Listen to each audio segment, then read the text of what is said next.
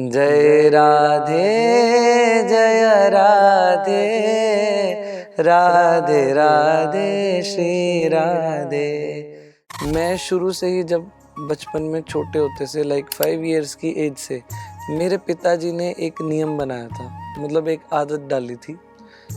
शाम को मंदिर में जाकर जो पंडित जी हैं उनके पास रामचरितमानस जी का पाठ, कुछ चौपाइयों का, दोहों का मैं करता था।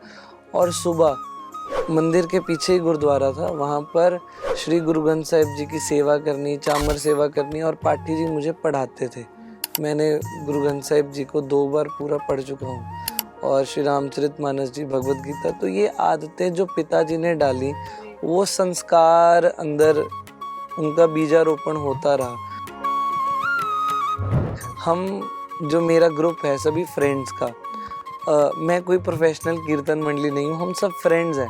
हम एडिक्टेड हैं कीर्तन के। रोज़ शाम को हमको बैठना है एक जगह पर और 1.5-2 घंटा बस भगवान का नाम लेना है।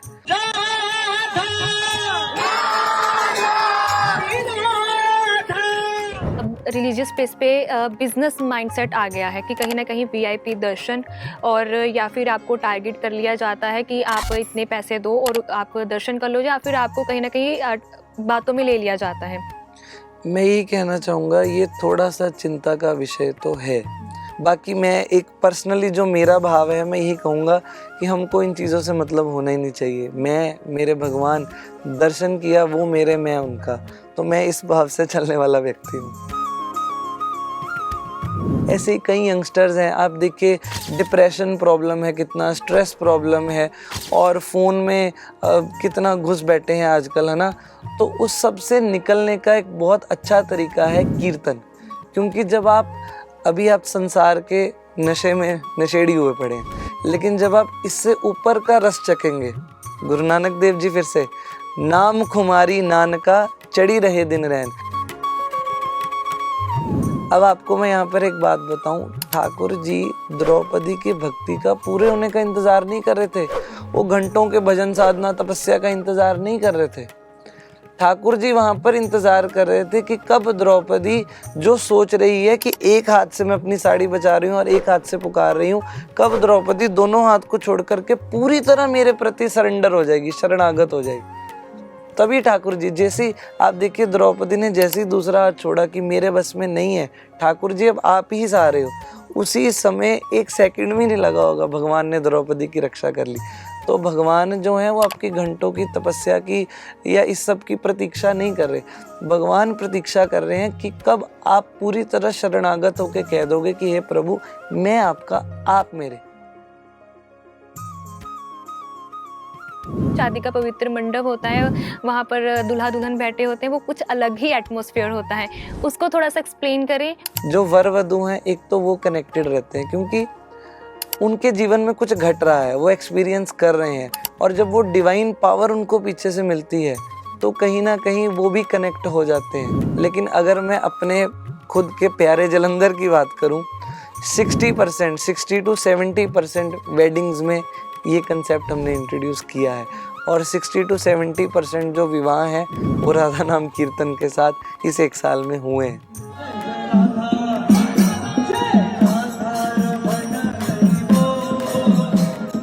के हिसाब से कर्म और किस्मत, ऐसा कहीं पर पढ़ा था कि भाग्य से ज़्यादा और वक्त से पहले न कभी किसी को मिला है, न मिल सकता है। नमस्कार, आप देख रहे हैं पंजाब केसरी और मैं हूँ निकिता। आज हमारे साथ एक ऐसे यंग आर्टिस्ट मौजूद है जिनका संगीत और जैमिंग कीर्तन यूथ को उनके रूट के साथ जोड़ रहा है। जी हाँ, अगर बात करें शादियों के पवित्र मंडप की, या फिर 7 फेरों की, या फिर बड़े बड़े स्टेज कॉन्सर्ट तक, इनका म्यूज़िक जो है डिवाइन वाइब जो है क्रिएट कर रहा है। आज हमारे साथ स्पेशल गेस्ट मौजूद हैं, Angad Talwar. Welcome to the Punjab Kesari. Sir, कैसे हैं आप? धन्यवाद जी, बहुत बढ़िया, कृपा है ठाकुर जी की। राधे राधे सर। और बहुत मेरे को अच्छा लग रहा है आपसे बात करने को, और मैं काफ़ी ज़्यादा एक्साइटेड थी क्योंकि मैंने आपको इंस्टाग्राम रील्स पे देखा है, आप लोगों को इनवाइट करते हैं कि आप एक बार ये जैमिंग कीर्तन में आएँ और अपना जो इन्वॉल्वमेंट दिखाएं, और आप पंजाब केसरी में आए, तो मैं ढेर सारे बातें और सवाल आपसे करने वाली हूँ। जी ज़रूर, मैं भी आपका धन्यवाद करता हूँ, बहुत अच्छा लगा यहाँ आकर। सर मेरे दिमाग में पहली चीज़ जो आती है जब मैं आपकी रील्स देखती हूँ या फिर मैं आपको देखती हूँ कि अगर आप हमारे जैसे यूथ हैं, हमारी एज के आसपास ही हैं, अगर कोई ऐसा अगर मैं बंदे को देखूँ तो वो या फिर बिजनेस माइंडसेट से आगे बढ़ेगा कि मैं इसमें अपना टाइम इन्वेस्ट करूँ या फिर मल्टीनेशनल कंपनी को ज्वाइन करूँ। आपने इस लाइन को क्यों चुना और कैसे इसके बारे में दिमाग में आया और कैसे इस पर काम किया? जी, बेसिकली पहले तो मैं बता दूँ मैं 26 इयर्स का हूँ और मैं खुद एक ग्राफ़िक डिज़ाइनर भी हूँ। प्रोफ़ेशनली मैं एक ग्राफ़िक डिज़ाइनर हूँ। दूसरी बात ये जो आपने कही, मैं शुरू से ही जब बचपन में छोटे होते से लाइक 5 इयर्स की एज से मेरे पिताजी ने एक नियम बनाया था, मतलब एक आदत डाली थी। शाम को मंदिर में जाकर जो पंडित जी हैं, उनके पास रामचरितमानस जी का पाठ कुछ चौपाइयों का, दोहों का मैं करता था और सुबह मंदिर के पीछे ही गुरुद्वारा था, वहाँ पर श्री गुरु ग्रंथ साहिब जी की सेवा करनी, चामर सेवा करनी और पाठी जी मुझे पढ़ाते थे।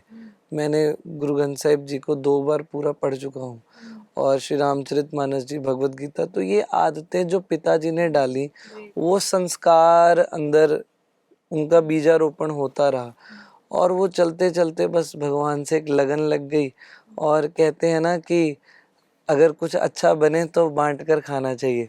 तो वो भक्ति करते-करते हमको कुछ ना कुछ तो अनुभव हुआ होगा, कुछ अच्छा हुआ, आनंद में रहते हैं। वही आनंद जो मैंने लिया वो बाँटने की कोशिश है बस। जैसे कि आपने कहा सिर्फ आप 26 साल के हैं और आप इतना मतलब पूरे जालंधर शहर को आपने अपने संगीत के माध्यम से बिल्कुल अपने आनंद उनको दे रहे हैं, तो बहुत अच्छा काम कर रहे हैं आप। अगर मैं इसके अलावा अगर सोचूं कि हु इज़ अंगद तलवार, कि जो संगीत से अगर कभी वक्त निकाल कर फ्री में भी बैठते होंगे, आपकी अलग पहचान क्या है या अलग इसमें आपकी बात क्या है, उसके बारे में बताएं। मैं हमेशा सीखते रहने वाला व्यक्ति हूँ, हमेशा मेहनत करने वाला व्यक्ति हूँ। मैं ये विश्वास करता हूँ कि सदा कुछ ना कुछ करते रहना चाहिए। मैं कुछ भी नया देखता हूँ तो मुझे इच्छा होती है कि मैं उससे सीखूँ, उसे मैं करूँ। जो मैं कर रहा हूँ उसमें मैं और बेटर कैसे कर सकता हूँ, अपनी डिटर्मिनेशन है, मोटिवेशन है, उसको बूस्ट कैसे किया जाए। तो और वैसे तो कीर्तन और मेरा ग्राफिक डिज़ाइनिंग जो प्रोफ़ेशन है वो तो है ही है, लेकिन इनसे हटकर मुझे बुक्स पढ़ना और जो नीडी हैं उनकी हेल्प करना, ये सब में मुझे बहुत अच्छा लगता है। अगर इसके अलावा अगर एक्सपोज़ करो कि अगर इंटरनेट बंद हो जाए, अगर आप अलग पूरे माहौल में अगर आपको शांति से बैठना हो, तो आप अपने आप से कैसे बात करते हैं या अपनी मी टाइम में क्या करते हैं? एक्चुअली वो बेस्ट टाइम है मेरे लिए। कई बार क्या होता है, जो आपने प्रश्न किया, एक्चुअली पैक होता है बिल्कुल, डेली कीर्तन्स होते हैं, डेली मीटिंग्स होती हैं, डेली कुछ ना कुछ कहीं, क्योंकि धर्म के कार्यों में कुछ ना कुछ व्यस्तता रहती है। तो जब भी समय निकलता है, मैं अपना फ़ोन एयरप्लेन मोड पे डाल करके मैं ऋषिकेश को निकल जाता हूँ।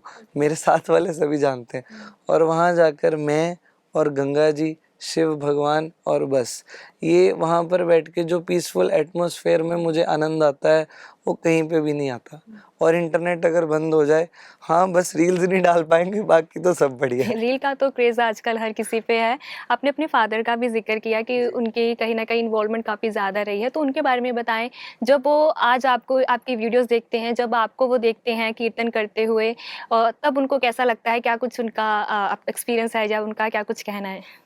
मेरे फ़ादर जो थे शुरू में उन्होंने ही मुझे भक्ति की, डिवोशन की, सेवा की। मेरे पिताजी तल्लन साहिब गुरुद्वारा है, वहाँ पर हर गुरपुरब पे, हर महीने संग्रांद जो होती है उस पे लंगर सेवा, भंडारे की सेवा, राशन देना, हमारे घर के पास कई झुग्गी-झोंपड़ियाँ हैं, वहाँ पर जाके भी उनको अनाज देना, चावल देना, इस प्रकार से सेवाएँ करते थे। और मेरे पापा वैसे भी काफ़ी इस बात से जाने जाते थे कि कोई दिक्कत है तो तलवाड़ साहब के पास, मेरे पिताजी का नाम श्री हरमिंदर तलवाड़, तो उनके पास जाओ, वो आपको हल मिल जाएगा। तो वो जो संस्कार थे वो मेरे अंदर भी आए। ये सब करते-करते पहले तो जब मैं भक्ति में इनटू ज़्यादा डिवोशन ज़्यादा हो गया था तो पिताजी ने थोड़ा विरोध किया। लेकिन धीरे-धीरे जब पिताजी ने देखा कि हाँ, अच्छा है, बढ़िया है, समाज की कुरीतियों से तो बचा है, क्योंकि मेरे दोस्त कई जो मेरे क्लासमेट्स थे, कई ड्रग एडिक्ट हो गए, कई लड़कीबाजी ये सब वो सब जो भी है आजकल के यंगस्टर्स जानते हैं जो चल रहा है। तो मेरे पिताजी कहीं ना कहीं प्राउड भी फील करते थे उसके बाद। लेकिन 2018 में मेरे फादर एक्सपायर हो गए थे ड्यू टू कैंसर। और उसके बाद मैं अपने पिताजी के दिखाए रास्ते पर, उन्होंने जो मुझे ग्रंथ पढ़ने की एक आदत डाली थी, समाज की सेवा करने की आदत डाली थी, तो कहीं ना कहीं वो मैं करता रहता हूँ उनकी खुशी के लिए। बहुत अच्छे उन्होंने जो आपके अंदर बीज बोया वो बहुत अच्छा है, क्योंकि आजकल की जो पीढ़ी है वो कहीं न कहीं आप जैसे आपने कहा कि वो दूसरी तरफ जा रही है, और जो आप कर रहे हैं वो बहुत बहुत बढ़िया काम करो। जहाँ पर भी हैं वो आज आपको देख रहे होंगे तो बहुत खुश हो रहे होंगे।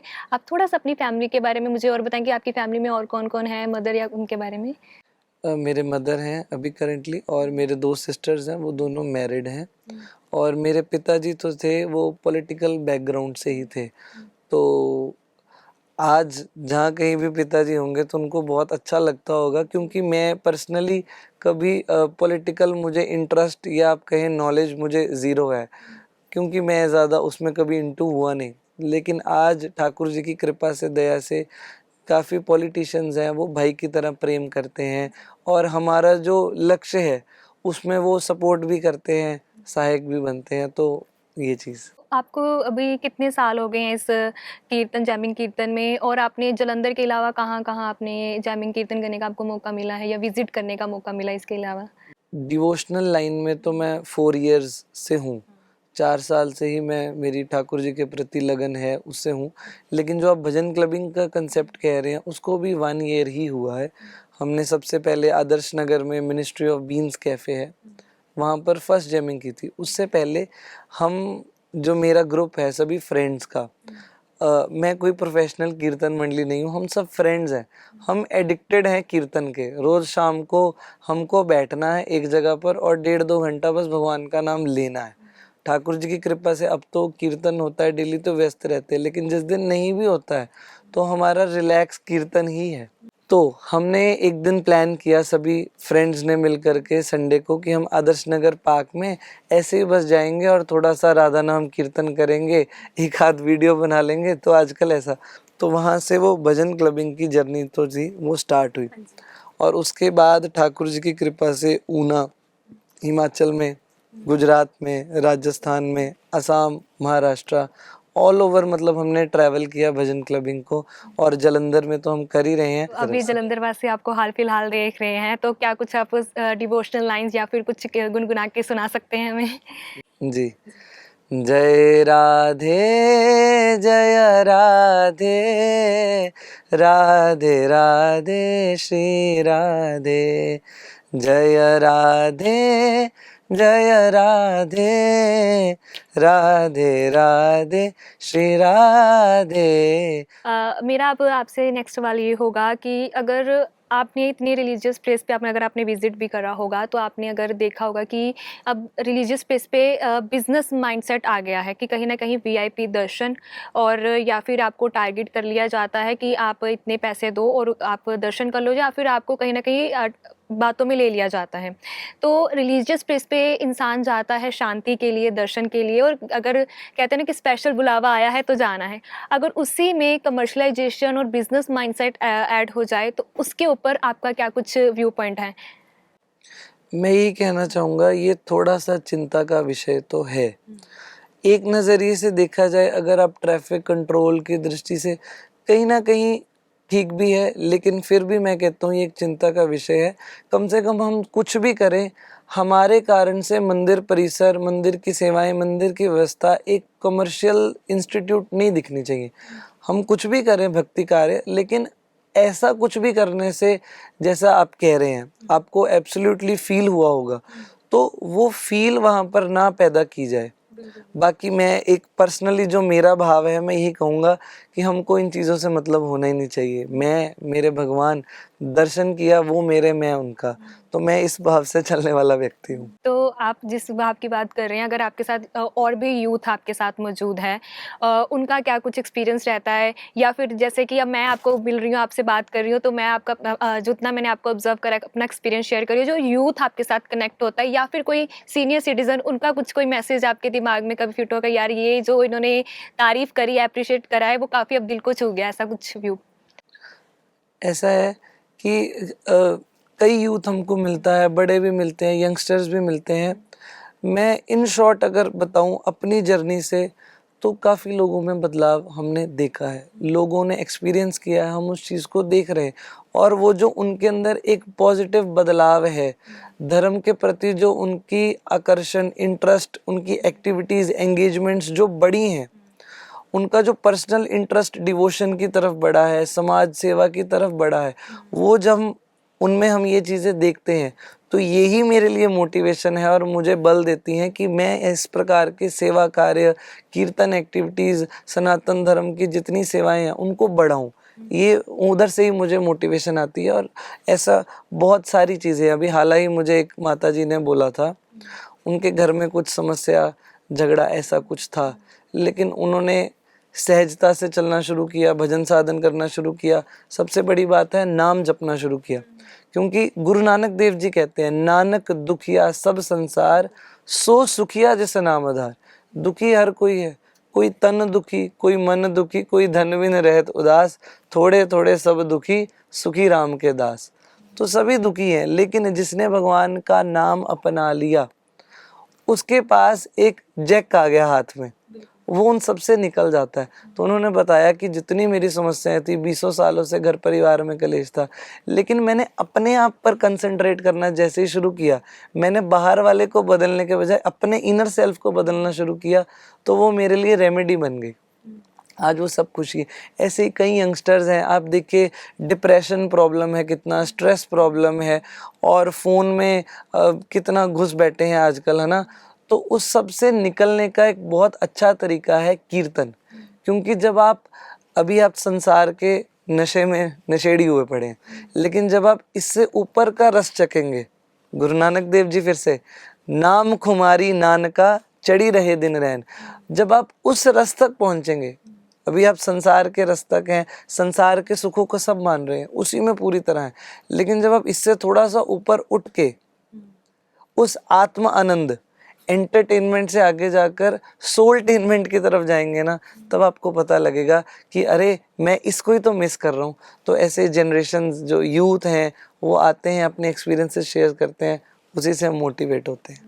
ब्यूटीफुली आपने बहुत अच्छे से एक्सप्लेन करो, और आप जिस जेंटली वे में आप अपने आप को मतलब चीज़ों को एक्सप्लेन कर रहे हैं, बहुत मज़ा आ रहा है आपको सुनने में, और आपका जो विज़न है वो बहुत अच्छा है। और आई एम श्योर जो यूथ भी आपको देख रहा होगा वो कहीं ना कहीं आपसे ज़रूर इंस्पायर हो रहा होगा। पर मेरा आपसे अब यहाँ पर एक ये सवाल ये है कि मैंने देखा कि कई लोग कहते हैं कि जैसे हम हैं, जैसे हम सुबह आते हैं, ऑफिस आते हैं, काम करते हैं, और हमारे लिए हार्डली 2-3 घंटे निकालना भक्ति के लिए बहुत मुश्किल हो जाता है। हम 2-3 घंटे भी बहुत बड़ी मुश्किल से निकाल पाते हैं। अगर दूसरी तरफ देखा, जैसे आप कह रहे हैं कि लोग 7-8 घंटे कीर्तन करते हैं, नाम करते हैं, और भक्ति में कितना ये इम्पोर्टेंट है 7-8 घंटे कीर्तन करना और 2-3 घंटे निकालना, क्वान्टिटी और क्वालिटी में आपके हिसाब से? नहीं, मैंने 7-8 घंटे नहीं बोला। मेरे कहने का तात्पर्य ये था, मतलब ये था कि जैसे कीर्तन एक्टिविटीज होती हैं, लोग बहुत नॉर्मली सिंपली उसको ज्वाइन करते हैं, है ना। अब जैसे आप एक इंस्टीट्यूट को ज्वाइन करते हैं, पहले आप इंस्टीट्यूट के बारे में जानते हैं, थोड़ा बहुत अपना इंटरेस्ट आप दिखाते हैं, धीरे धीरे आप उसमें और अंदर घुसते हैं, फिर आप और ज़्यादा स्टडी करना शुरू करते हैं, आईएएस आईपीएस, फिर बहुत ज़्यादा स्टडी शुरू होती है। लेकिन शुरुआत में तो सिंपली आपका एक सेल्फ इंटरेस्ट जगता है उसके प्रति, है ना। इसी प्रकार से वो लोग आते हैं, कीर्तन में बैठते हैं, और कहीं ना कहीं जो मन के अंदर एक दुनिया के दुख हैं, क्लेश हैं, कुछ टेंशन्स हैं, है ना, उनके सामने जब भगवान के नाम की जो डिवाइन एनर्जी, पावर जब खड़ी होती है ना, तो उनको लगता है कि हाँ, मैं गलत जगह पे हूँ, this is the right place where I should be. तो वो अपने आप को और ज़्यादा कनेक्ट करने की नाम के साथ कोशिश करते हैं, धीरे धीरे चलते चलते बदलाव आ जाता है। मेरे हिसाब से कि घंटे या फिर 7-8 घंटे तय नहीं करते, आपका मन साफ, और जितना आप ज़्यादा स्ट्रेस ले रहे हैं या आपको लगता है कि ये सब दुख हैं, ये सब चीज़ें, आके एक बारी भक्ति के साथ जुड़ के देखें, आपके दुख और सब कुछ चीज़ें अपने आप ही मुश्किलें हल होती जाएंगी। मेरे हिसाब से आपका ये चीज़ जी, इन शॉर्ट आपको एक बात बताऊं, जब महाभारत का ये सीन है, जब द्रौपदी का चीरहरण हो रहा था, सभी कौरव खड़े थे, साड़ी खींची जा रही थी, ठीक है, ठाकुर जी भी वहीं पर थे, श्री कृष्ण भी वहीं पर थे। द्रौपदी ने एक हाथ से साड़ी पकड़ी थी, और एक हाथ से वो पुकार रही थी, हे गोविंद हे गोपाल मेरी रक्षा करो रक्षा करो। लेकिन ठाकुर जी वहीं पर खड़े थे। ठीक है, अब आपको मैं यहाँ पर एक बात बताऊं, ठाकुर जी द्रौपदी की भक्ति का पूरे होने का इंतजार नहीं कर रहे थे। वो घंटों के भजन साधना तपस्या का इंतजार नहीं कर रहे थे। ठाकुर जी वहां पर इंतजार कर रहे थे कि कब द्रौपदी, जो सोच रही है कि एक हाथ से मैं अपनी साड़ी बचा रही हूँ और एक हाथ से पुकार रही हूँ, कब द्रौपदी दोनों हाथ को छोड़ करके पूरी तरह मेरे प्रति सरेंडर हो जाएगी, शरणागत हो जाएगी। तभी ठाकुर जी, जैसे आप देखिए द्रौपदी ने जैसे ही दूसरा हाथ छोड़ा कि मेरे बस में नहीं है, ठाकुर जी अब आप ही सहारे हो, उसी समय एक सेकंड भी नहीं लगा होगा, भगवान ने द्रौपदी की रक्षा कर ली। तो भगवान जो है वो आपकी घंटों की तपस्या की या इस सब की प्रतीक्षा नहीं कर रहे। भगवान प्रतीक्षा कर रहे हैं कि कब आप पूरी तरह शरणागत होकर कह दोगे कि हे प्रभु मैं आपका, आप मेरे। बस इतनी सी बात है। गुरबाणी में ही लिखा है, बहुत जन्म बिछड़े थे माधो, एह जन्म तुम्हारे लेखे, एह जन्म तुम्हारे लेखे। कि हे नाथ, मुझसे आपसे बिछड़े, आपको भुलाए हुए बहुत जन्म बीत गए, लेकिन ये जो जन्म है मैं आपके चरणों में समर्पित करता हूँ। और समर्पित भी कैसे करता हूँ, देखिए कीर्तन में आना है, नाचना है, गाना है, प्रसाद खाना है, आनंद में रहना है, यही तो करना है और क्या करना है। आनंद में रहना है और भगवान की मर्जी में ही खुश होना है। और बहुत अच्छा, आप ब्यूटीफुली आप बहुत ही चीज़ों को एक्सप्लेन कर रहे हैं, वो बहुत मज़ा आ रहा है सुन के, अमेजिंग।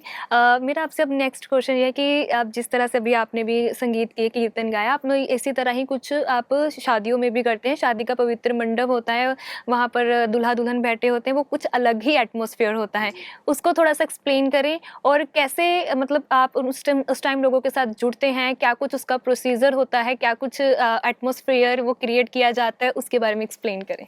जी, एक्चुअली बेसिकली ये जो कंसेप्ट था, ये इसलिए था कि आप देखिए कितनी वेडिंग्स में एक तो नॉन वेज, अल्कोहल, ये सब कंजम्पशन होती है। एक तरफ आप देखिए हवन भी हो रहा होता है और दूसरी तरफ ये राक्षसी वृत्ति वाले कार्य भी हो रहे होते हैं, जो कि मुझे लगता है सेटिस्फाइंग नहीं है ना। एक जगह पर पूजा भी हो रही है, यदि आप घर में पूजा करवाएं तो ऑब्वियसली आप बाहर अल्कोहल नहीं लगाएंगे, क्योंकि आपको मालूम है वहाँ पर पूजा हो रही। लेकिन शादी एक धार्मिक जो रिचुअल है या एक हमारी संस्कृति का पार्ट है, लोगों ने उससे हटा करके उसको एक मॉडर्न इवेंट घोषित कर दिया है ना। तो अपनी संस्कृति को दोबारा स्थापित करने के, एस्टेब्लिश करने के लिए हमने ये एक स्टेप लिया, इनिशिएटिव लिया कि हम वो जो विवाह का पवित्र मंडप है, जहाँ पर दो व्यक्ति जो हैं वो विवाह के बंधन में जीवन काल के लिए, पर्यंत जीवन के लिए बंधने जा रहे हैं, है ना। तो उसकी शुरुआत जो हो इन सब चीज़ों को हटाकर भगवान के नाम से हो, क्योंकि शुरू में भी भगवान का नाम, जीवन काल तक भी भगवान का नाम, अंत में भगवान का नाम। भगवान का नाम सर्व सदा सहायक है।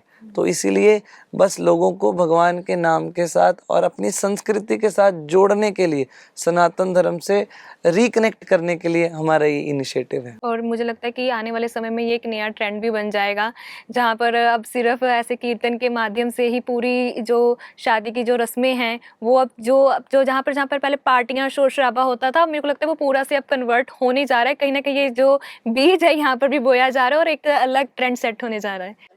मैं आपके सभी दर्शकों को बहुत खुशी के साथ ये बताना चाहता हूँ कि हमने लास्ट 1 ईयर से ही ये कंसेप्ट इंट्रोड्यूस किया था, तो ये बहुत वायरल भी गया, 10-20 मिलियन व्यूज़ भी इस पर आए। और हम यही कीर्तन का कंसेप्ट देश के अलग अलग हिस्सों में लेकर भी गए।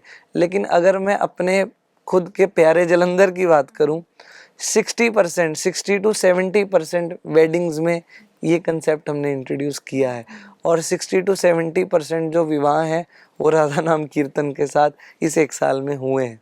तो इस कॉन्सेप्ट को थोड़ा सा मैं कहूँगी कि बारीकी से बताएं कि किस तरह, मतलब किस मूवमेंट के दौरान यहाँ पर अब जब आप कीर्तन स्टार्ट करते हैं, कैसा कुछ उस टाइम माहौल होता है, और या फिर इतने टाइम तक किया जाता है, या फिर कुछ पैसों को लेकर भी अगर आप थोड़ा सा एक्सप्लेन करना चाहिए कि ऐसे पैसे को भी लेकर बातचीत होती है, उसको रिलेटेड भी आप बताना है। फर्स्टली इट्स लाइक जैसे कीर्तन रात को वरमाला होती है, उसके बाद जो वर वधू हैं वो खाना खाते हैं, चेंज करते हैं, तो उसके बाद जो उनका फेरों का समय आता है, हमने जो एक कंसेप्ट इंट्रोड्यूस किया वो फेरों के समय का है। वैसे वरमाला के समय में भी कीर्तन होता है, पहले भी होता है, अंत में भी होता है, लेकिन ये जो कंसेप्ट जिसकी आप बात कर रहे हैं ये फेरे के समय का कीर्तन है, जहाँ पर इसको इस प्रकार से किया जाता है कि पंडित जी जब अपना सामग्री सारी स्थापित कर लेते हैं और उसको स्टार्ट करते हैं पूजा को, उसी समय साइड पर पे बिल्कुल सॉफ्ट लाइट राधा नाम कीर्तन चलना शुरू हो जाता है। इसके कई फायदे हैं। जो वर वधू हैं, एक तो वो कनेक्टेड रहते हैं क्योंकि उनके जीवन में कुछ घट रहा है, वो एक्सपीरियंस कर रहे हैं, और जब वो डिवाइन पावर उनको पीछे से मिलती है तो कहीं ना कहीं वो भी कनेक्ट हो जाते हैं, है ना, और उनको भी एक मोटिवेशन मिलता है अपनी आगे की लाइफ जर्नी के लिए। जो लोग आसपास बैठे होते हैं वो सोने के बजाय वो भी राधे राधे राधे राधे वो भी कीर्तन करते हैं।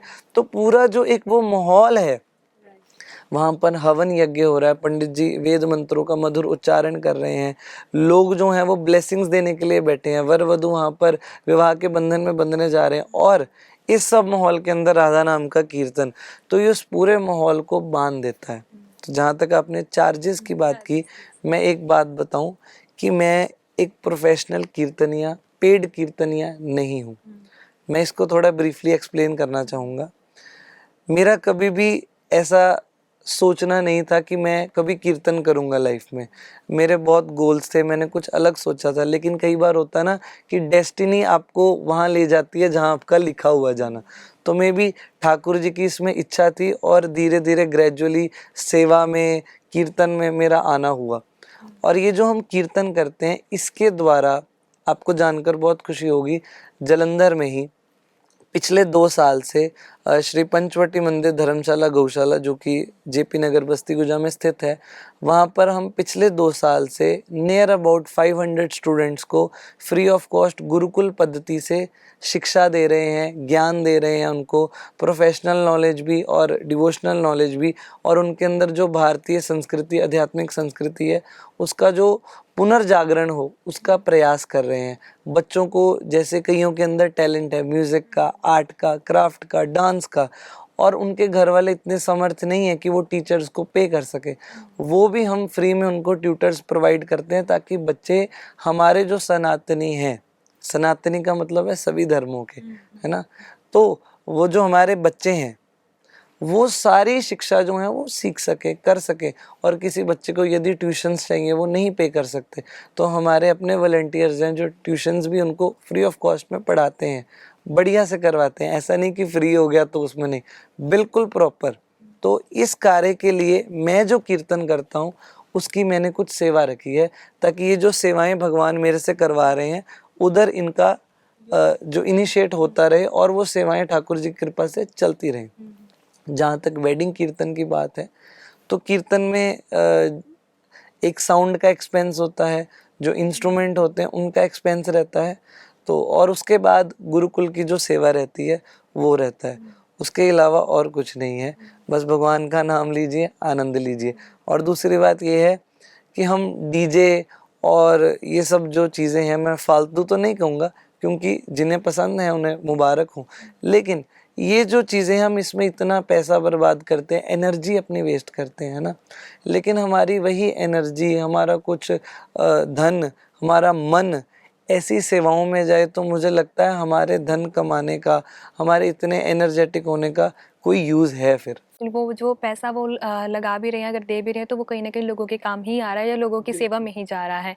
अगर मैं बात करूं, अगर आपने शुरुआत की थी आदर्श नगर की चौपाटी से और आज आप बड़े बड़े मंच पे भी जाकर करते हैं, कॉन्सर्ट करते हैं, तो वहाँ पर क्या कुछ अनुभव रहता है आपका, क्या कुछ एक्सपीरियंस है, उसके बारे में बताएं। एक्सपीरियंसेस काफ़ी हैं, मैं कैसे आपको बताऊं, लेकिन मैंने देखा है लोग कनेक्ट होना चाहते हैं। जो आपने शुरू में मंदिरों की बात की या जिस प्रकार से भी आपने कहा, ऑब्वियसली समाज में कुछ तो लेवल डाउन हुआ है कि लोगों का धर्म के प्रति शायद इंटरेस्ट किसी न किसी वजह से कम हो गया। लेकिन मैंने इन भजन क्लबिंग इवेंट्स के द्वारा और हम जो भक्ति सेशंस, हम हर संडे आदर्श नगर पार्क में ही सुबह 6 बजे से लेकर 7 बजे तक भक्ति सेशन करते हैं, जिसमें कीर्तन होता है और बहुत कुछ होता है, एक्टिविटीज़ होती हैं, कुछ थोड़ा सा योगासन भी होते हैं उसमें। तो उसमें नियर अबाउट 200-300 लोग सुबह 6 बजे वहाँ पर आके बैठ जाते हैं। तो मैंने ये बदलाव लोगों में देखा है। लोग कनेक्ट होना चाहते हैं, लोग चाहते हैं धर्म से कनेक्ट होना, भगवान से कनेक्ट होना, लोग इनर पीस को ढूंढना चाह रहे हैं, लेकिन उन्हें वो प्लेटफॉर्म मिलता नहीं है। लेकिन मैंने देखा है कि लोग जो कनेक्ट हो रहे हैं उनके अंदर बहुत प्रेम है, उत्साह है, और वही उत्साह को, प्रेम को हम एक माला में पिरोने की कोशिश कर रहे हैं कि उनको जोड़ करके दोबारा से अपने सनातन के साथ प्योरली रिकनेक्ट किया जाए। आप देखिए, मैंने ये तिलक धारण किया है, मैंने गले में कंठी डाली है। हमारे जो सिख भाई हैं वो दस्तार सजाते हैं, है ना, अपने अपने नियमों का पालन करते हैं। लेकिन आज हमारे जो अपने ही परिवार के, धर्म के जो लोग हैं, वो कहीं ना कहीं, आप देखिए आज के जो जेनजीज हैं, अब के तो नहीं, अब के तो बहुत इम्प्रूव हो चुके हैं, वो इंटरेस्ट लेने लगे हैं। लेकिन एक पीरियड ऐसा आया था कि तिलक लगाने पे, कंठी धारण करने पे ऐसा होता था कि हम अपने आप को धार्मिक शो कर रहे हैं, अरे लोग क्या सोचेंगे, कैसा होगा, है ना। लेकिन लोग ये सब कॉन्सर्ट्स के द्वारा, क्लबिंग के द्वारा, क्योंकि जिस चीज़ का जितना प्रभाव पड़ता है, लोग देखते हैं, तो उसका उतना ही दिमाग, दिल पर असर होता है। लोग देख रहे हैं, इन्फ्लुएंस, है ना, और ये पॉजिटिव इन्फ्लुएंस है, कोई नेगेटिव इन्फ्लुएंस नहीं है। आपको मैं बताऊं, कितने ही लोगों ने ड्रग्स को छोड़ दिया, पूरी तरह छोड़ दिया। कितने ही लोगों ने अपनी कितनी आदतों को सुधार करके, भगवान के नाम को जीवन में धारण करके, डाल करके अपने आप को लाइफ में फोकसिंग बनाया है, कंसंट्रेशन उन्होंने अपनी बनाई है। अब कई बच्चों के माँ बाप जो पहले शिकायत करते थे, अब वो धन्यवाद करते हैं कि यही तो हम चाहते थे अपने बच्चों का। कई जो बड़े थे, जो आज तक जैसे भी जी रहे थे, लेकिन उन्होंने अपनी लाइफ में, इम्बैलेंस लाइफ में भगवान के नाम का बैलेंस डाला, लाइफ बैलेंस हो गई। काफ़ी चेंज है, मैं काफ़ी कुछ एक्सपीरियंस कर रहा हूँ, और बस मैं भगवान से ये प्रार्थना करता हूँ, कम से कम मेरा जो जलंधर है, यहाँ पर सब भागवतिक माहौल हो, भक्तिमय माहौल हो। आप देखिए, हमारे जलंधर में वैसे भी गुरुपुरब पर फेरियाँ निकलती हैं, रामनवमी पर कीर्तन होते हैं, शोभा यात्रा होती हैं।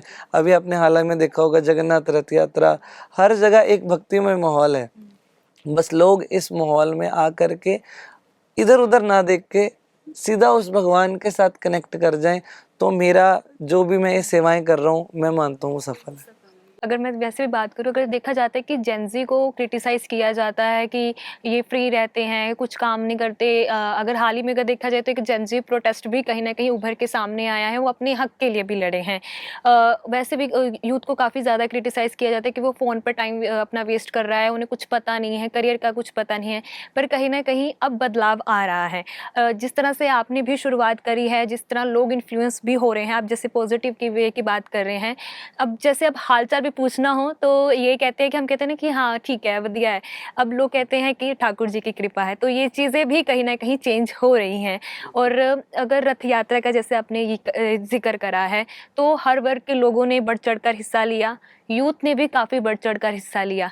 तो रथ यात्रा कहीं ना कहीं आपके माध्यम से ही, अगर कहा जाए आपकी टीम के माध्यम से, पहला कॉन्सेप्ट कहीं ना कहीं यहाँ से शुरू हुआ है, क्योंकि कई ज़्यादा शोभा यात्राएं निकलती हैं। अब अगर बात की जाए तो यहाँ पर सबसे ज़्यादा राम चौक, वहाँ पर सबसे ज़्यादा शोभा यात्राएं निकलती हैं, चाहे हिंदू धर्म की हों या सिख धर्म की हों। हर कैटेगरी के लोग यहाँ से ज़रूर जो है एक रोड शो भी ज़रूर कहीं ना कहीं निकलता है। पर यहाँ पर फर्स्ट टाइम जलंधर में रथ यात्रा निकली है, जगन्नाथ जी की रथ यात्रा निकली है। तो क्या कुछ आप इसके बारे में कहना चाहेंगे? मैं आपको पहले तो बताऊं, ये जो जगन्नाथ रथ यात्रा थी, मुझे लगता है this is first time in history कि ये जो कार्यक्रम था पूरे जलंधर वाइज, ये यंगस्टर्स ने ही ऑर्गेनाइज किया था। इसको लीड करने वाले यंगस्टर्स ही थे। सभी यंगस्टर्स के ही मन के भाव थे। हमने सोचा था कि हम रथ यात्रा करेंगे, जगन्नाथ जी आएंगे, अपनी तरफ से बहुत कुछ एक व्यक्ति सोचता है, लेकिन वो सोच के बहुत परे का कार्य हो गया।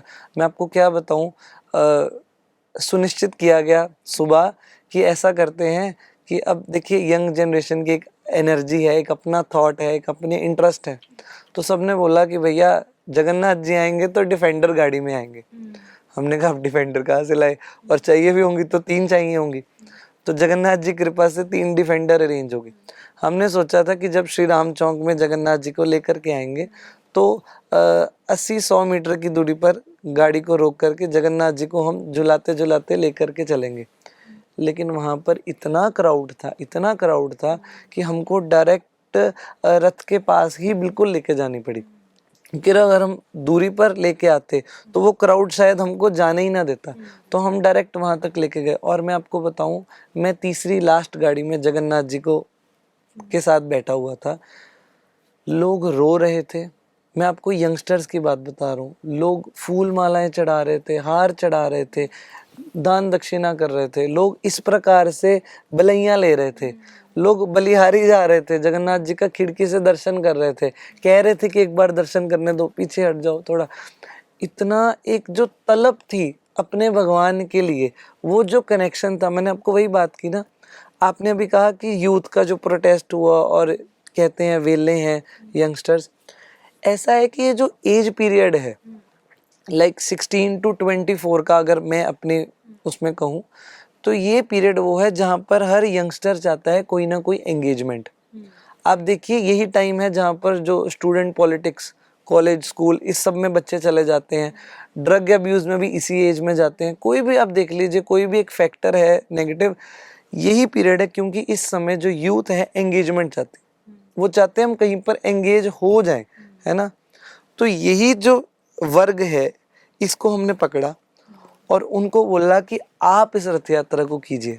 मैं पंजाब केसरी के जो हमारे भाई अभिजय चोपड़ा जी हैं उनका भी धन्यवाद करना चाहता हूँ। हमारे जलंधर के मेयर साहब श्री विनीत धीर जी और भी बहुत सारे प्रोमिनेंट लीडर्स ने यंगस्टर्स के इस विचार को जो हमने रिप्रेजेंट किया, उन्होंने इसको स्वीकार किया और इसमें बढ़ चढ़कर उन्होंने हमारा मनोबल बढ़ाया, हौसला अफजाई की कि नहीं आप करो। और आप देखिए जलंधर की सड़कों पर नियर अबाउट 12,000 से अधिक जो लोग थे और उसमें भी 90% यूथ था। वो जगन्नाथ जी के लिए, भगवान के लिए आया। उसके बाद साईंदास ग्राउंड में भजन क्लबिंग हुई, उसमें भी यूथ ही यूथ था। हम्म, बिल्कुल। अगर मैं अपनी भी टीम की बात करूँ तो हमारी भी पूरी जो जलंधर केसरी की टीम है वो भी सारी यंगस्टर हैं। और मुझे लगता है कि अगर यंगस्टर को या फिर जो नौजवानों को अगर सही राह मिल जाए तो वो डेफिनेटली, यूथ काम करना चाहता है, यूथ आगे बढ़ना चाहता है, वो देश को भी आगे बढ़ाना चाहता है। बस उनको एक सही राह मिलने की देर है। बस अगर वो मिल जाती है तो वो बस उसमें जुट जाता है। पर जो आपने प्रोटेस्ट की बात की बीच में, मैं यही उसके बारे में कहना चाहूँगा कि अपने हक की आवाज़ उठाना बहुत सही है, लेकिन हमको बड़ों के छत्र छाया में रहना चाहिए। क्योंकि उसी प्रोटेस्ट में आपने भी देखा होगा कि कईयों ने अपने फ़ायदे उठा लिए। तो मैं अपने उन सभी भाइयों को इस पॉडकास्ट के माध्यम से कहना चाहूँगा कि किसी बड़े की छत्र छाया में रह करके अपने हक के लिए लड़ना चाहिए, तो अच्छा रहेगा।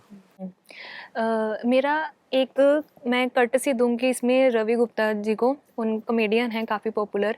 उनका कहना है कहीं ना कहीं कि जो भगवान को सारे मानने में लगे हैं, निभाना कोई नहीं जान रहा, क्योंकि निभाना बहुत मुश्किल है। पूजा करना उनको लगता है कि आसान है, काम है, ड्यूटी है, ख़त्म हो जाती है। पर भगवान को जो उनकी जो ड्यूटी वो एक्चुअली में निभाना वो बहुत ज़्यादा मुश्किल है।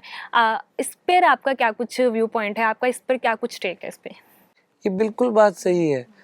लोग धार्मिक होना, स्पिरिचुअल होना, इन सब चीज़ों पर तो विश्वास करते हैं। आप देखिए भगवान श्री कृष्ण को सभी मानते हैं। आप एग्री करते हैं? सभी मानते हैं। लेकिन भगवान श्री कृष्ण ने भगवत गीता में 700 बातें कही, उसको कोई नहीं मानता। भगवत गीता है लाल कपड़े में लिपेटकर मंदिर के दराज में ड्रॉर में डाल करके रख दिया, है ना। गुरबाणी को सभी मानते हैं, लेकिन गुरु की बाणी का पालन नहीं कोई करता, है ना। ये हमारे में एक यही कमी रह गई है। हम जिसे मान रहे हैं वो जो कह रहे हैं उन्हें भी तो माने। उनके साथ हमारा एक रिलेशन है, संबंध है। जैसे माता का पुत्र के साथ, पति का पत्नी के साथ, भाई का बहन के साथ, ऐसे ही आत्मा का, हम सभी आत्मा है, आत्मा का परमात्मा के साथ एक बहुत प्रेम भरा संबंध है। वो सेवा करेंगे जब हम उसकी, तो वो संबंध जो है वो रिवाइव हो जाएगा, रिलेशन रिवाइव हो जाएगा। हम उसको रिवाइव करें, कनेक्शन बनाएं, सब कुछ अच्छा हो जाएगा। मेरा आपसे अब अगला सवाल ये होगा कि आपके हिसाब से कर्म और किस्मत, किसमें बिलीव करते हैं कि कर्म करने से सब कुछ ठीक हो जाता है कि किस्मत में ही पहले से सब कुछ लिखा होता है? देखिए मैंने ऐसा कहीं पर पढ़ा था कि भाग्य से ज़्यादा और वक्त से पहले न कभी किसी को मिला है ना मिल सकता है। सेकंड बात ये है कि हाँ, किस्मत जो है ठीक है, भाग्य है, वो भगवान ने, विधाता ने सबका कुछ ना कुछ लिखा होगा, वो जो भी हो। लेकिन मुझे लगता है, जो मेरा पर्सपेक्टिव है, कि वो फल है जो उनके हाथ में, उसका चिंतन ना करके हमको अपनी हार्ड वर्क, मेहनत, अपने पैशन की तरफ ध्यान देना चाहिए, अपना कर्म करते रहना चाहिए। और कर्म भी यदि धर्म के साथ युक्त हो जाए, क्योंकि हमारे माता पिता ने धर्म का पालन किया, छोटे होते से हमको सिखाया कि बेटा झूठ नहीं बोलना, धर्म की राह जो है अच्छा ज्ञान देती है। आजकल जो कट्टरवाद हो चुका है, मैं उसको धर्म नहीं मानता, वो ब्रेन वॉश है उन लोगों का।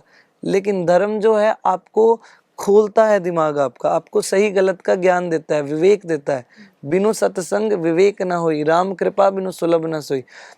विवेक जब आपके अंदर जागृत होता है तो आप इन चीज़ों को समझ पाते हैं। तो धर्म आपको कर्म कैसे अच्छे से करना है वो सिखाता है।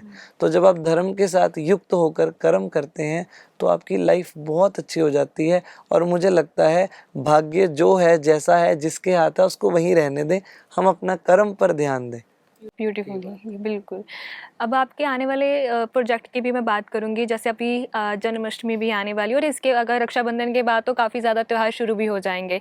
तो क्या कुछ जलंधर वासियों के लिए क्या कुछ बड़ा तोहफा या कुछ प्लान कर रहे हैं आप, उसको लेकर आप क्या कुछ कहेंगे? मैं जलंधर वालों का ही भाई हूँ छोटा, तो उनके लिए तोहफे ही तोहफे हैं जी। तोहफे क्या कहें, घर परिवार वाली बात है अब तो, क्योंकि मैं भी जलंधर का ही हूँ और मुझे बहुत प्रेम है मेरे शहर से। यहाँ के लोग बहुत अच्छे हैं। मैं मानता हूँ मेरा जलंधर सबसे अलग है। ये मेरे पर्सनल, आज मैं पहली बार जलंधर के बारे में कहीं पर बोल रहा हूँ। और उसके बाद अगर मैं आपको बताऊँ, नेक्स्ट मंथ 20 सितंबर को हम राधाष्टमी का एक इवेंट प्लान कर रहे हैं, वो भी मैं आपको जल्दी रिवील करूँगा। और मैंने जो गुरुकुल के बारे में बताया, कोई इसकी सेवाओं के साथ भी जुड़ना चाहे तो वो भी हमसे कनेक्ट कर सकता है। थोड़ा सा एक्सप्लेन भी कर सकते हैं आप, अगर अपने गुरुकुल के बारे में थोड़ा सा एक्सप्लेन करना चाहें तो? ये सारा जो गुरुकुल का हमारा सिस्टम स्टार्ट हुआ, दैट ऑल स्टार्टेड कि चलो हम जो बच्चे हैं, जो जिनको कच्ची मिट्टी बोला जाता है, जिधर इनको मोल्ड कर दो वैसा बन जाए, तो चलो उनके साथ बैठ करके थोड़ा कीर्तन, एक आध श्लोक याद करवाना, ऐसा कुछ स्टार्ट करते हैं। वो स्टार्ट करते करते धीरे धीरे एक सिस्टम, प्रॉपर सिस्टम में डल गया सारा। बच्चे श्लोक बोलने लगे, बच्चे संस्कारों को ग्रहण करने लगे, अपनी संस्कृति से जुड़ने लगे। हमारे जो 10 गुरु हैं, सबसे पहले पंजाब में हमारे सबसे बड़ी जो धरोहर है, हमारे सिख जो 10 गुरु हुए, है ना, हम उनके बारे में जानते नहीं है ना। मैं कहता हूँ, ये मैंने जनेऊ धारण किया है गले में, ये अगर मेरे गले में आज जनेऊ है, ये बिल्कुल श्री गुरु तेग बहादुर साहिब जी की देन है। पर हमारी पीढ़ी जानती नहीं इन चीज़ों को, ये चीज़ों को वो जाने, ठीक है, हम अपने धर्म के साथ जुड़े। तो यहाँ से ये सब शुरू हुआ था। होते होते ठाकुर जी की क्या लीला, मैंने आपको बोला ना कि मेरा कभी इस लाइन में आना था नहीं, लेकिन कहते हैं ना, समय आने पर व्यक्ति को पता लगता है कि भगवान कुछ चाहता है आपसे कुछ करवाना। तो वो चलता गया, कड़ी से कड़ी जुड़ती चली गई। फिर उसके बाद हमने देखा कि कई बच्चे जो हैं घर में आर्थिक रूप से बहुत कमज़ोर हैं, तो हमने राशन देना उनको शुरू किया कि उनके माँ बाप उनको छोटी उम्र में काम पे लगा दें, भक्ति ना करने दें, ऐसा ना हो।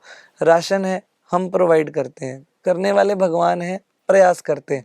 तो आज की डेट में कई परिवारों को, 20 परिवारों को राशन जाता है। वो बिल्कुल शांति के साथ अच्छे से अपने बच्चों को भी भक्ति करने देते हैं, खुद भी करते हैं और वो भी जुड़ते हैं। और हमारे गुरुकुल में बच्चे जो हैं आध्यात्मिक शिक्षा, भारतीय संस्कृति की शिक्षा, और उनके अंदर कोई टैलेंट है, ढोलकी, तबला, flute, keyboard, dance, art, craft, any talent, वो जो बच्चे हमारे साथ डिस्कस करते हैं, तो हम उनको भी एनहेंस करने के लिए वर्कशॉप्स टाइम टू टाइम हम रखते रहते हैं।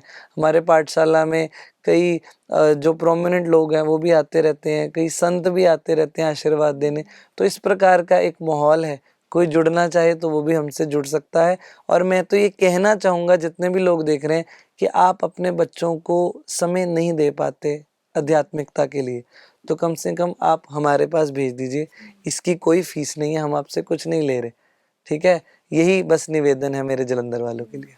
बस आते हैं और स्पिरिचुअल और रिलीजियस चीज़ों के साथ साथ बहुत सारी एक्टिविटी भी कर पाएंगे और सीख पाएंगे और आगे बढ़ पाएंगे। आप जितनी भी मैंने अभी आपसे बातचीत की है, कहीं ना कहीं आपने सिखिज़्म को भी आपने कहीं ना कहीं काफ़ी ज़्यादा इंपॉर्टेंस दी है। मेरा भी काफ़ी ज़्यादा बिलीव है कि मैंने भी किसी चेहरे को, मुझे याद नहीं आ रहा, पर्सनैलिटी ने बोला था कि कहीं भी अगर आप चले जाओ, अगर आपको पता है ना कि गुरुद्वारा साहिब वहाँ पर है, तो आप वहाँ पर जाकर शरण ले सकते हो, कभी आप भूखे नहीं रह सकते। Very much true, very much true. बहुत ज़्यादा, काफ़ी ज़्यादा। मैं तो खुद बहुत ब्लेस मैं फील बहुत करती हूँ। इंस्पायर्ड हूँ जी। मैं आपको क्या बोलूँ, आप गुरुद्वारे का नाम जैसे ही आता है या गुरुओं का नाम आता है, मेरे गूज़बम्प्स होते हैं। क्यों? मैं बहुत ज़्यादा कनेक्टेड हूँ। मेरे साथ वाले सभी पता है। मैं आपको शाम को, यदि मेरा कीर्तन नहीं है, मैं ऑक्यूपाइड नहीं हूँ, मेरी कहीं मीटिंग नहीं, व्यस्तता नहीं, तो मैं आपको शाम को 7 बजे गुरुद्वारा साहिब में 7 से 7:30 कीर्तन सुनता हुआ मिलूंगा। मैं बहुत कनेक्टेड हूँ। आप देखिए गुरुद्वारा साहिब की शिक्षाएं, मैं कीर्तनों में भी जो गुरबाणी की चौपाइयाँ हैं, मैं उनका उच्चारण करता हूँ। मैं पर्सनली बहुत कनेक्टेड हूँ और बहुत इंस्पायर्ड हूँ कि हमारे गुरुद्वारा साहिब में सबसे बड़ी जो सेवा मानी जाती है वो है चप्पलों की, जूतों की सेवा। बड़ा से बड़ा व्यक्ति वहाँ पर खड़े होकर सबके जूते चप्पल साफ करके रख रहा है। ऐसे नहीं रख रहा। मैंने देखा, मैं गुरुद्वारे जाता हूँ, जब हम अपने चप्पल जूते देते हैं तो उन्होंने कपड़े से वो बिल्कुल प्यार से साफ करके वहाँ पर रखते हैं और बाद में देते हैं। मैं हैरान हूँ, हमारे गुरुओं ने इतना नीचे तक हमारे को शिक्षा दी। तो मैं ठाकुर जी का धन्यवाद कैसे करूं कि मुझे पंजाब जैसी धरती और वो भी जलंधर पे जन्म दिया। जी जी बिल्कुल, मैं भी सेम मेरा भी यही व्यू पॉइंट है कि मैं बहुत खुद को ही ज़्यादा ब्लेस फील करती हूँ कि मैं पंजाब और खासकर जलंधर में पैदा हुई हूँ। अब बहुत सारी हमने आपसे बातें करी और मेरे क्वेश्चन ऐसे ख़त्म होने वाले तो नहीं है, पर फिर भी अभी समय कम है, और जाते जाते आप कोई मैसेज या कोई बात जलंधर वासियों के लिए आप कहना चाहोगे? जी बिल्कुल, मैं एक बात कहना चाहता हूँ जो मैं काफ़ी देर से कहना चाह रहा था। मेरा एक सीरियस कंसर्न है यूथ के लिए, आज वाली जनरेशन के लिए। वो क्या? बच्चा जो देखता है वही सीखता है। क्या आप इस बात से एग्री करते हैं? बिल्कुल, हाँ जी। छोटे होते से जो बच्चे गलत चीज़ों को ऑब्जर्व करते हैं, है ना, वो भी बड़े होकर उन्हीं उन्हीं वृत्तियों को धारण करते हैं। आप एग्री करते हैं? अब प्रॉब्लम क्या है हमारे समाज में आज की डेट में? हम कह रहे हैं कि हमारी जो यंग जनरेशन है वो स्पिरिचुअल लाइन को ज्वाइन नहीं कर रही, वो धर्म के रास्ते पर नहीं आ रही। आप देखिए, इतने सुंदर सुंदर कार्यक्रम मंदिरों में, गुरुद्वारों में होते हैं ताकि एक धर्म स्थापित हो, अच्छी मैसेज हो, है ना। उसमें कई जो गरीब परिवार है उनको खाना भी मिलता है, मेडिकेशंस भी मिलते हैं, मंदिरों में गुरुद्वारों में मेडिकल कैंप्स भी लगते हैं, है ना। तो ये प्रयास हो रहे हैं, लेकिन हमारी यंग जनरेशन नहीं जुड़ रही। उसका कारण जानते हैं क्या है? उसका एक सिंपल कारण है कि हम जो कर रहे हैं उससे बच्चे कुछ सीख नहीं पा रहे। हमने अपने घर में जोत जगानी छोड़ दी, हमने तिलक लगाना छोड़ दिया, हमने अपने ही घर के मंदिर में प्रणाम करना छोड़ दिया, माथा टेकना छोड़ दिया, हमने पास के ही मंदिर में, गुरुद्वारे में जाकर माथा टेकना छोड़ दिया। हमने एक ही रट लगा ली कि समय नहीं है, समय नहीं है। अब हमारे बच्चे जो हैं, अगली जनरेशन है, वो इस चीज को नहीं देख रही। जब वो नहीं देख रही, आप धर्म का पालन कर नहीं रहे, अब आप कर नहीं रहे तो वो आपको करता हुआ देख भी नहीं रही। जब वो देख नहीं रही तो उनके मन में कोई कंसर्न अपने धर्म के प्रति, रिचुअल्स के प्रति, संस्कृति के प्रति नहीं पैदा हो रहा। वो अपने मनमाने ढंग से चल रहे हैं। जिधर वो एंगेज होना चाह रहे हैं वो आराम से हो रहे हैं, क्योंकि उनकी लिमिट्स ही नहीं है। आपने उनको धर्म का रास्ता दिखाया, सिखाया ही नहीं, है ना। इस कारण से जो हमारे पंजाब में धर्म परिवर्तन की आड़ में जो कुछ भी चल रहा है वो दिन दूर नहीं है। आपके जो बच्चे हैं वो एक इतनी बड़ी धरोहर धर्म संस्कृति के साथ, जिसके साथ पैदा हुए हैं, उसको छोड़ करके किसी के कहने पर दूसरी परंपरा में चले जाएंगे। क्यों? आपने उनको अपनी दिखाई नहीं, तो उनको लगेगा ये ट्रेंडिंग है, इसमें चले जाओ। इससे जो नुकसान है वो हमारा होगा। क्या कमी है हमारे 10 गुरुओं में? क्या कमी है हमारी भगवत गीता में? मेरा किसी के प्रति कोई द्वेष नहीं है, मैं सभी धर्मों का सत्कार करता हूँ, लेकिन आपको भी मालूम है, सभी को मालूम है, धर्म परिवर्तन के नाम पर बहुत कुछ गलत भी हो रहा है। मैं बस इतना ही कहना चाहूँगा, आप भगवत गीता को नहीं पढ़ना चाहते, मत पढ़िए। आप श्री गुरु ग्रंथ साहिब जी को नहीं पढ़ना चाहते, मत पढ़िए। आप तिलक नहीं लगाना चाहते, मत करिए आप, लेकिन अपने घर में बच्चों को रोज माथा टेकना सिखाइए, उनको बताइए, उनको बेसिकली आप थोड़ा सा तो कनेक्ट करिए, उनको पता हो कि हाँ ज़रूरी है। माता पिता के पैर छूने सिखाइए, उनको डेली बोलिए कि उठते ही आपने सबसे पहले मम्मा पापा के, दादा दादी, नाना नानी के पैर छूने हैं। क्यों छूने हैं वो बताइए उनको। उनको बोलिए पास में मंदिर है, वहाँ जाओ, प्रणाम करके आओ। आपके घर के एरिया में कोई गरीब है, बच्चों को सिखाओ कि जाओ उनको खाना दो, दे करके आओ, उनको ज़रूरत है वो दे करके आओ। गली में कुत्ते हैं, कौए हैं, ठीक है, इनके लिए पानी, रोटी उनको करना सिखाइए। आप ये सिखा नहीं रहे उनको। आज देखिए, मैंने ऐसा देखा है, कई बच्चे सड़क पर जा रहे होते हैं, कुत्ता बेचारा अलग से बैठा होता है, 3 लड़के ट्रिपली मार के उसको पत्थर मार के जानबूझकर जाते हैं। क्यों? क्या उसको जीने का अधिकार नहीं है? तो मैं बस यही अपने सभी जलंधर वालों को, सभी को जो भी पॉडकास्ट देख रहे हैं, कि आप अपने आप को ऐसा बनाइए कि आपको देखकर 4 लोग प्रसन्न हो, आपसे सीखें, आप धर्म से जुड़िए। और हम ये जो कार्य कर रहे हैं, मैं ओपनली आज कह रहा हूँ कि मेरा जो जीवन है ठाकुर जी के चरणों में समर्पित है, सनातन धर्म की सेवाओं के लिए समर्पित है। मैं जो कुछ कर रहा हूँ इसमें मेरा कोई फाइनेंशियल फ़ायदा नहीं है, ये सभी जानते हैं। हम लगे हुए हैं, मैं, मेरे साथ वाले, हम लोग सभी जॉब करते हैं, कोई बिजनेस है, सभी टाइम निकालते हैं शाम को और ऐसा कुछ ऑर्गेनाइज करते हैं कि सभी उसमें जुड़ें, सभी आएँ और उनके मन में आध्यात्मिकता के प्रति जो भाव है वो बढ़े और जो संसार की कुरीतियाँ उनसे बच कर के वो अच्छे रास्ते पर चले। तो आप आध्यात्मिकता से, अपनी संस्कृति से जुड़िए और आनंद लीजिए जीवन का। हरे कृष्णा। बिल्कुल।